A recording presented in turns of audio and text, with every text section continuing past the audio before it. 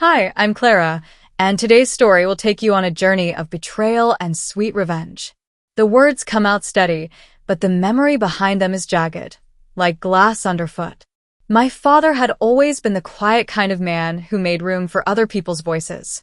He loved small rituals, morning coffee at the same chipped mug, a slow walk around the block at dusk, a careful way of listening that made you feel like you were the only person in the room. When he met my stepmother, I wanted to believe in second chances. I wanted to believe that grief could be softened by someone who knew how to hold it. But grief is a raw thing. It makes people reveal themselves. It makes them show the edges they hide in daylight. The hospitals smelled like antiseptic and lemon. Machines hummed like distant insects. I remember the way my father's hand felt. Warm, then cooler, then finally still, and the way my stepmother's fingers were always perfectly manicured, even in the fluorescent light. She held his hand the way someone holds a prop. She smiled at the nurses with a practiced softness. She told me, in that same soft voice, that everything would be handled. Handled. The word landed like a verdict. At the funeral, people said the right things. They hugged me and said, "I'm so sorry," and their eyes flicked to my stepmother as if she were the anchor of the room. She stood at the front, immaculate, a small, controlled presence. She read a passage from a book I'd never seen him read. She thanked everyone for coming. She thanked me, too, in a way that sounded like a footnote. Then came the moment that split the day into before and after. We were in the receiving line, the polite procession of condolences. My stepmother leaned in, her perfume a faint, expensive cloud, and she said, with a smile that didn't reach her eyes, "You lost, Clara." It was a sentence designed to be small and final. Not a shout, not a scene, just a quiet, surgical dismissal. The kind of line that, if you let it, slides under your skin and settles there. I felt my mouth go dry. My hands trembled. My knees wanted to buckle. For a second I thought I might cry, but the sound wouldn't come. Instead, my body did something else it cataloged. The way her lips had curved, the exact tilt of her head, the way the room seemed to tilt with her. I noticed the way people glanced away, as if they'd been trained to look at the person who'd handled everything. That's the thing about humiliation. It's not always loud. Sometimes it's a whisper that everyone agrees to hear. The worst part wasn't the words themselves. It was the way the world rearranged itself around them. People stepped aside. Conversations shifted. My father's friends, the ones who had always greeted me with a joke, now offered their condolences to her. My childhood photos, the ones on the mantle, were suddenly family photos that included her in the captions. I left the funeral with a hollow feeling that had nothing to do with grief and everything to do with being erased. At home, the house felt different. My father's study, the place where he kept his old maps and his careful notes, had been reorganized. Her things were already in the drawers. A new set of keys sat on the counter like a declaration. That night, I lay awake and listened to the house breathe. I could hear the clock in the hallway, the refrigerator's low hum, the distant sound of a car passing. My chest felt tight, like someone had wrapped a band around it. My hands were cold. I kept replaying the moment. You lost. The words were a small stone thrown into a still pond, and the ripples had reached every corner of my life. People told me to be patient. Give her time, they said. She's grieving too. But grief doesn't come with a manual that explains why you should take someone's place. It doesn't tell you why a person who never knew your father's jokes or his favorite chair should suddenly be the one to decide what happens next. The first week after the funeral was a blur of paperwork and polite conversations. The stepmother moved with a quiet efficiency that made me feel clumsy and exposed. She smiled at the lawyer's office and signed forms with a practiced hand. She called relatives and arranged memorial donations. She posted a photo of my father on social media with a caption that read like a carefully edited eulogy. People liked it. People commented. The world kept scrolling. And yet, beneath the surface, things were shifting in ways I couldn't control. The bank called with questions. The house needed decisions. The will, the word that had always been a distant, adult thing, suddenly became a living document. I asked to see it. I was told, gently, that the lawyer would contact me. When the lawyer finally called, his voice was apologetic and precise. "There are some matters to discuss," he said. "We'll need to arrange a meeting." At that meeting, the stepmother sat across from me like a chess player who'd already seen the board. She wore a neutral color, and her hands were folded. The lawyer explained the will in a way that felt like a lecture. There were bequests and trusts and contingencies. There were things that made sense and things that felt like riddles. At the end, the lawyer looked at me and said, "Your father left specific instructions." My stepmother smiled. "He wanted what was best for the family," she said. "He wanted peace." I wanted to ask what family meant now. I wanted to ask why my name was listed as a beneficiary in a way that felt conditional, as if my right to anything depended on my ability to be small and grateful. But I didn't. I sat there and listened, and the words, "you lost," echoed in my head like a metronome. That night, alone in my childhood bedroom, I touched the faded wallpaper and let the anger come up like bile. It wasn't the kind of anger that made you shout. It was the slow, cold kind that settles into your bones. My hands shook. My jaw clenched. I could feel the heat behind my eyes, the way my breath shortened when I thought of her smile. I thought of all the small ways she had already taken over. The way she rearranged the photos, the way she corrected the way I pronounced my father's favorite phrase, the way she told stories about him that sounded like scripts.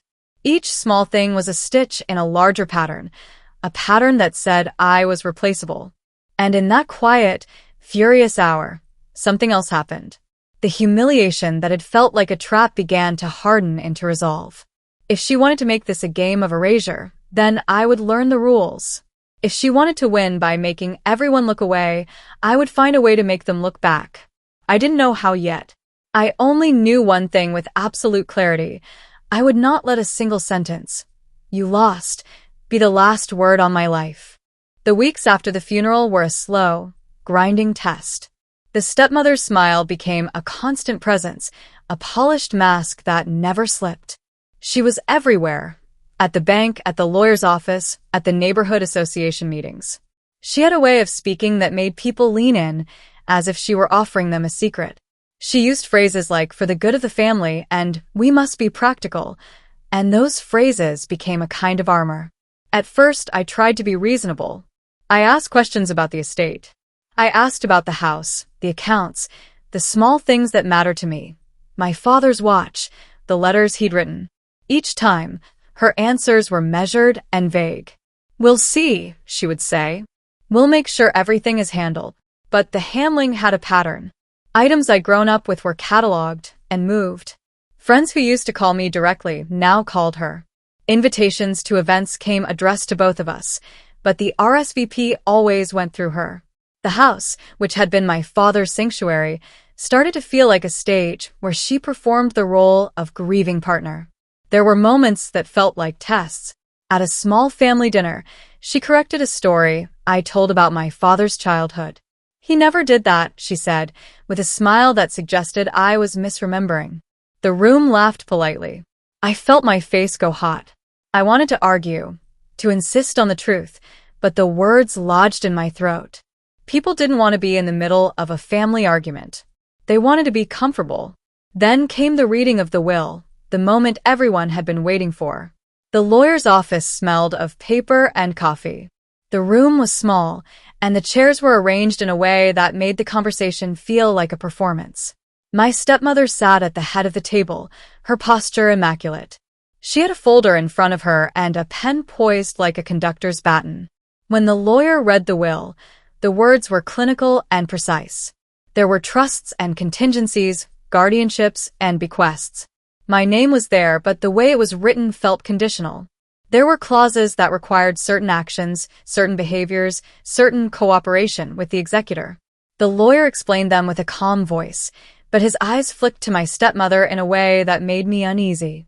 After the meeting, people clustered in small groups. My stepmother moved through them like a queen, offering reassurances and gentle smiles. Someone patted her hand.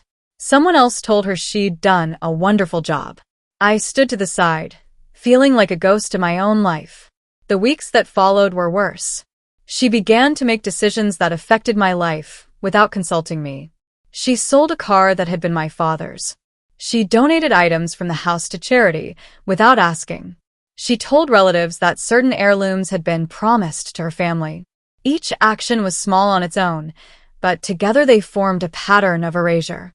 I tried to fight back in small ways. I called the lawyer and asked for clarification. I wrote emails and kept records. I made lists of items I wanted to keep and sent them to the executor. I asked for receipts. I learned the language of trusts and contingencies. I read legal forums late into the night, my laptop screen a pale island in the dark. The more I learned, the more I realized how much of the process relied on people's willingness to speak up. But speaking up had costs. When I confronted my stepmother about a missing watch, she smiled and said, "You're being dramatic, Clara. Your father wanted peace." When I asked why a letter I'd written to my father had been removed from his desk, she said, "It was private." I thought it best to keep things tidy. Her dismissals were surgical. She didn't raise her voice. She didn't make a scene. She used the language of care to justify control. And every time she did, people nodded. They wanted to believe in the story she told, that she was protecting the family from conflict. The nights were the worst. I would lie awake and feel the anger like a physical thing, a heat behind my ribs, a clench in my fists. My stomach would not. I would replay conversations and imagine different outcomes. I would wake up with my heart pounding, convinced I'd missed something crucial. The humiliation had become a pressure that made me small. Then one evening, everything changed. It was a neighborhood fundraiser, a small event my father had always supported.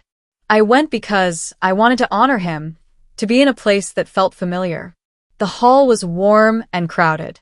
People were laughing and eating and talking about mundane things. My stepmother arrived late, radiant, and took a seat at the head table. She gave a short speech about community and legacy. People applauded.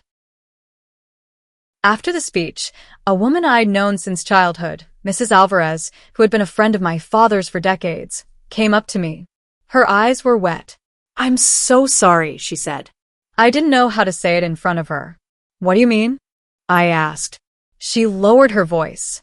"She's been telling people that you were difficult, that you didn't get along with your father. She's been rewriting things, Clara. She's been telling stories that make her look like the only one who cared." The words landed like a blow. I felt my face go hot. "Why would she do that?" I whispered. Mrs. Alvarez shrugged. "Power," she said simply. "When someone wants to be in control, they rewrite the past." That night, I went home and sat at my father's desk. I opened drawers and found letters, receipts, small mementos. I found a stack of envelopes tied with a ribbon, letters my father had written to me over the years. They were private, intimate, full of jokes and small advice. I realized with a cold clarity that the stepmother had access to these things. She could curate what the world saw. I made a decision then. Not a dramatic one. Not a shout in the middle of a room. A quiet, precise decision. If she wanted to win by making everyone look away, I would make sure they had to look back. If she wanted to control the narrative, I would collect the facts. I started small. I copied documents. I took photos of items in the house. I recorded conversations when it felt necessary. I kept a journal of dates and events. I reached out to people who had known my father before she arrived. I listened to their stories and wrote them down. I found old emails and receipts that contradicted the version of events she was telling. It felt like gathering ammunition, but it was more than that. It was reclaiming a history. It was building a map of truth that could not be erased by a smile. The turning point came when she crossed a line that couldn't be explained away as practical. She sold my father's old watch, the one he wore every day, and told me it had been misplaced. She told a cousin that the watch had been promised to someone else. When I confronted her, she laughed softly and said, "You're making a big deal out of nothing." That laugh was the last straw. It wasn't the watch. It was the way she treated the things that mattered to me as if they were props in her story. It was the way she used grief as a cloak for entitlement. I felt something shift inside me. The cold anger that had been simmering became a focused heat. I stopped imagining shouting and started imagining strategy. I stopped replaying humiliations and started cataloging evidence. I stopped waiting for people to notice and started making sure they couldn't ignore what I had. I wasn't interested in petty revenge. I wanted justice. I wanted the truth to be visible. I wanted the world to see that you lost was not a verdict but a provocation. And I wanted, more than anything, to feel like I belonged in the story of my own life. So I planned, quietly, Carefully. with the same patience my father had used to tend his garden. I would not be loud. I would be precise. I would make sure that when the moment came, the world would have to look. Planning revenge is not the same as plotting malice. For me, it was about assembling truth in a way that could not be dismissed. It was about turning the small, private humiliations into a public reckoning that felt fair and inevitable. I began with the documents. I had copies of emails, receipts, and photos. I had notes from conversations and dates. I had witnesses, people who remembered my father before she arrived, who could attest to the way he lived and the things he loved.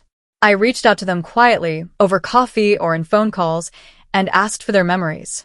I asked for specifics, dates, phrases, little details that would make their stories real. At the same time, I learned the rules. I spoke to a different lawyer, one who specialized in estates and family disputes. I explained my concerns without drama. I showed him the copies I'd made. He listened and then said something that felt like a lifeline. You don't need to fight to humiliate her. You need to make sure the facts are clear and the process is followed. So we followed the process. We filed requests for inventories. We asked for receipts for sales. We requested an accounting of donations. Each request was a small, bureaucratic pinprick. Each response required her to produce documents she hadn't expected to show. Each time she failed to provide something, it became a gap in her story. But the real turning point came when I decided to make the truth visible in a way that couldn't be ignored. I organized a small gathering, not a confrontation, but a memorial event for my father's life that would include people who had known him for years. I invited friends, neighbors, colleagues, and the people who had been quietly watching the way she rewrote the past. I made sure the invitations were clear. This was a celebration of my father, and everyone who loved him was welcome. On the day of the event, the hall was full of faces that had known my father in different seasons of his life.